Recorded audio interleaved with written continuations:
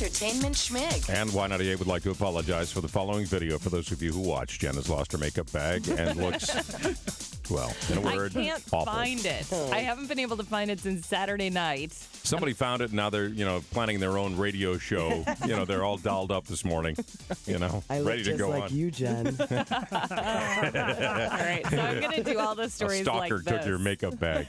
I'm going to be you. Single white female, too. If you want to get in the holiday spirit, Rudolph the Red-Nosed Reindeer on tonight on CBS at What's that 7 movie o'clock. about? Crabby Santa. Yeah, Oh, me. yeah, he is Yeah. not nice. Eat, Papa. Eat. And last night, there was the Charlie Brown special with a bunch of people paying tribute. It's your 50th Christmas, whatever, Charlie Brown. But Sarah McLachlan did a version of Christmas Time Is Here. Christmas time is here. Oh, I love you. I love her. Drawing near. Oh, we could always see such spirit through the year. That's the closest I've ever come to liking Charlie Brown Brown anything. Really, do you realize that there are like 47, I read that this morning, 47 Charlie Brown specials? Really? Oh, yeah. Well, it was funny because they went retrospective how this started. And it started with a scrapped special on Charles Schultz in 1963 that they never aired. And then they went, you know what? We're going to try this. Oh, gosh. But it was groundbreaking 50 years ago to have Linus talk about the Bible and the birth of Jesus. And you're thinking, that was 50 years ago, and still it's groundbreaking today. That's the Groundbreaking. reason. You're trying to for the sell this season. to people who are not No, fans I of the... I get where he's coming from. Yeah. But Sarah McLachlan, last year on the Mistletoe Show stage, and this year... Singing with Charlie Brown. Man, I tell you what, she It really took a... took a dive. She downgraded No, it. honestly, with the- Still happy, I think, with Jeff Courtnall. Yeah, he was there. With Sarah McLachlan singing I can see Snoopy in a cage with the real sad eyes. No, I'm just saying. I know. That was good. Come on. Tonight, Jimmy Fallon has Harrison Ford stopping by, and J.J. Abrams was on Good Morning America talking about the new Star Wars film, which he directed.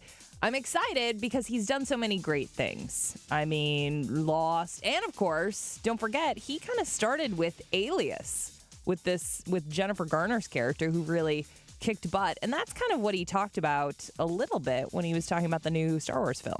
Star Wars was always about, it was always a boys' thing and a movie that dads could take their sons to. And though that's still very much the case, I was really hoping this could be a movie that mothers take their daughters to as well. So I'm looking forward to kids seeing this movie and seeing themselves in it and seeing that they're capable of doing things that they could never imagine Yeah, possible. he is going to have some kick butt male and female characters. I mean, Alias was just such a good show.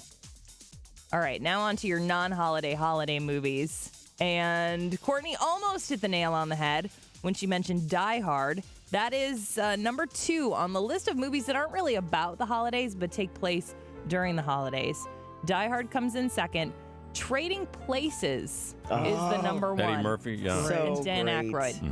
Aykroyd. Gremlins, number 3. Lethal Weapon, number 4. And Sandra Bullock in While You Were Sleeping at number 5. I'm What about surprised. Love Actually? Oh, I think Love Actually really is a holiday movie. Okay. The movie poster has like a bow on the front, so I think it's holiday.